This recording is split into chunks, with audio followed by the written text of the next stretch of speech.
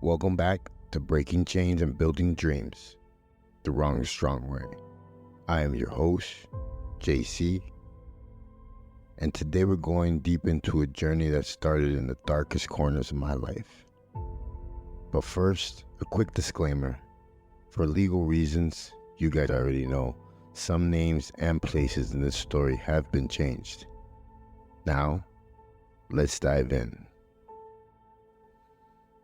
Pain, something I know all too well. Pain is a universal language. Everyone experiences it. But very few find a way to turn it into a source of strength.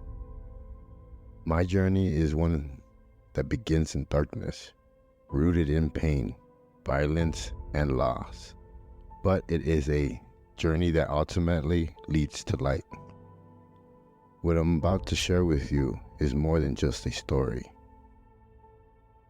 It's my testament to the power of transformation, to finding purpose beyond that pain. My name is Julio Almanza, and I am wrong to strong.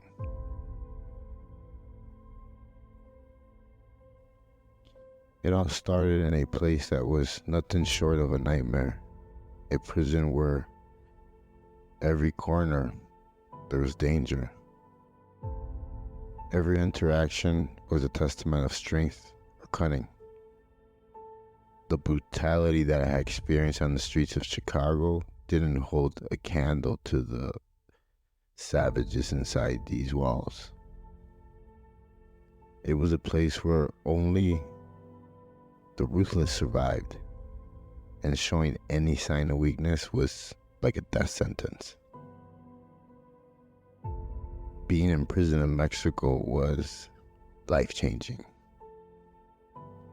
In this place, violence became a currency, a way to do business, and I spent it recklessly, without a care, to keep myself alive. I had to align myself with those who had power and influence to protect me. But protection came at a cost. I did things that I am not proud of, things that still haunt me to this day. There was no escape from the chaos, not even in my sleep. Nights were the worst, filled with sounds and screams. Those echoes of brutal beatings and the constant threat of death. I lied awake, clutching my fist and looking at the ceiling, knowing it was only a matter of time before it was my time. But even in the midst of that madness, something happened. Something unexpected in that dark corner of my mind. A small flickering light began to grow. It wasn't much, just a tiny spark of something. Hadn't felt in a long time. The desire to do something more. The desire to live, I guess. I began to realize that I didn't want to die in this prison in Mexico. I didn't want to just be another statistic, another lost soul, swallowed up by the system.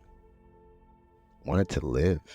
I wanted to find a way out, not just of these prison walls, but of the prison I had built around my heart and my mind.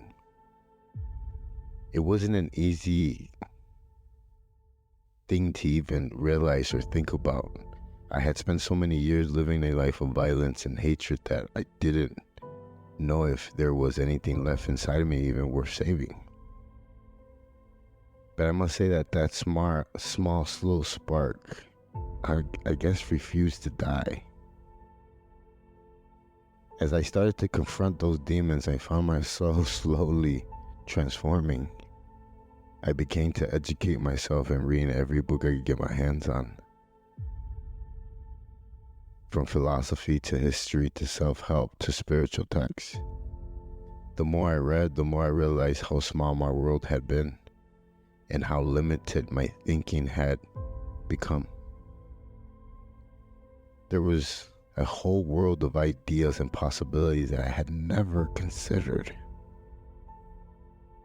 Reading became my refuge. The other prisoners noticed the change in me, and some of them mocked me and called me a coward for stepping back from the violence. Others watched in curiosity, trying to figure out what I was doing, trying to figure out what I was going, where I was going in my head. But it didn't change like my swag. I was the same. I just wanted to spend my life learning.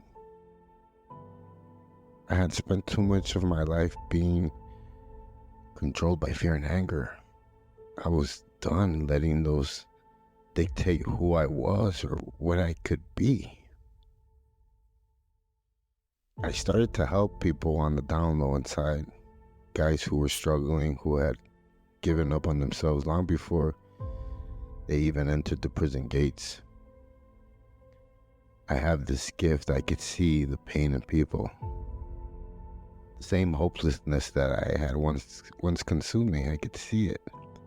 And for the first time, I felt the desire to help others and not be selfish, to reach out to those who were lost and as I had been.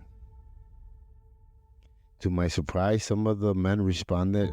They began to ask me questions, seek me out when they were struggling. It was a soul process that I had to get used to. But it gave me a sense of purpose, something I hadn't felt in years. I mean, to tell you the truth, I haven't felt in my whole life. I wasn't just surviving anymore. I was beginning to live and make a difference, even in the smallest ways. When I was finally released, stepping out of prison was like I was in the twilight zone. I had entered those gates as a lost, angry boy, and I walked out a man who had found a glimpse of hope in the most unlikely of places. But I knew that my journey was far from over. The real test was out here, outside. I had no money, no job, no place to call home. My old contacts from the cartel were either dead or in prison, or had moved on, and I was kind of glad of that. They forgot about me. I didn't want to go back to that life, but I was also scared because I didn't know what a new one would look like. The temptations were there. It would be really easy to fall back into old habits, to use the skills that pretty much honored my survival, to make quick money and numb the pain of my past. But I knew doing that would drag me back into the darkness, and I had to fight. I had to escape. I was tired. I found a job at a local gym. It wasn't glamorous, but it was honest work. I trained people. I watched people come in and out the gym. I saw women coming in suits. I saw men coming in suits. And they would come in and work out and then leave to work. I wanted to wear a suit one day. I wanted to go to work like that. One day I noticed a young man struggling with his form from while he was lifting weights. I walked over and offered him some advice. At first he looked at me like, who is this big Mexican tattooed guy? But then he listened. I showed him a proper technique. And when he tried it again, he did it right. The look of gratitude on his face, that moment changed something in me. I realized that I had to keep doing what I was good at, teaching and showing love and respect to people. Let me rephrase that. I wasn't good at it. I needed to get good at it, so I had to keep doing it over and over again.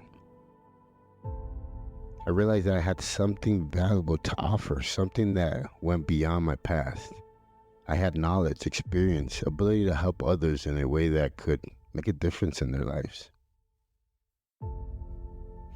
From that day on, I made it my mission to help others in the gym. I started small, offering tips, advice.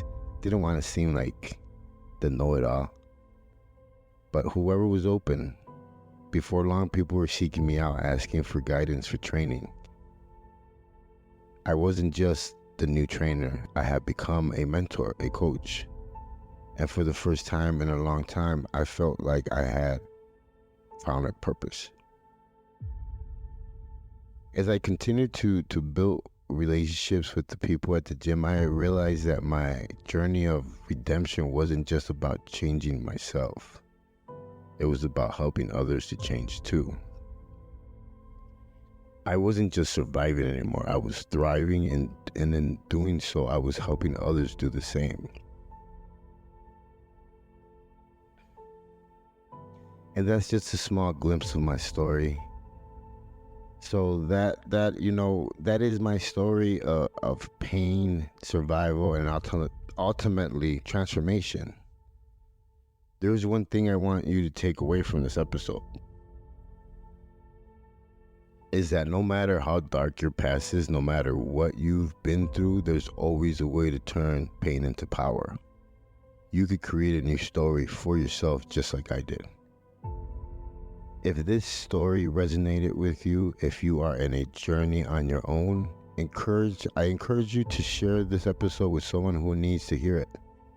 And if you want to support our mission of bringing hope to those in need, consider donating to our work at Wrong to Strong. Every bit helps as we continue to reach out to prisons, halfway houses, and communities across the country. Thank you for listening. Until next time, keep breaking those chains and building those dreams the Wrong to Strong way.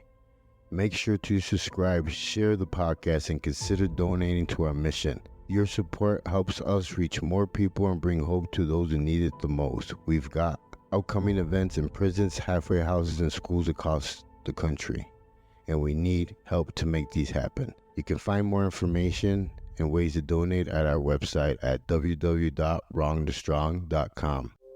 Welcome to Broken Chains and Building Dreams, the podcast where broken pieces become stepping stones to strength.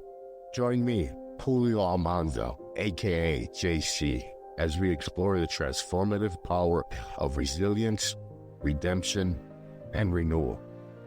Each episode will journey from the depths of adversity to the heights of triumph, sharing stories of hope, inspiration, and overcoming obstacles, featuring special guests from all walks of life, from felons to actors to singers to entrepreneurs, individuals who have walked that road from wrong to strong.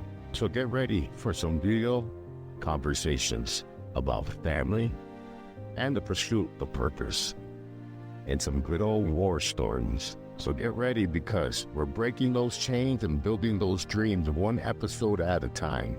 My name is JC. I am Wrong to Strong. Welcome to Breaking Chains and Building Dreams.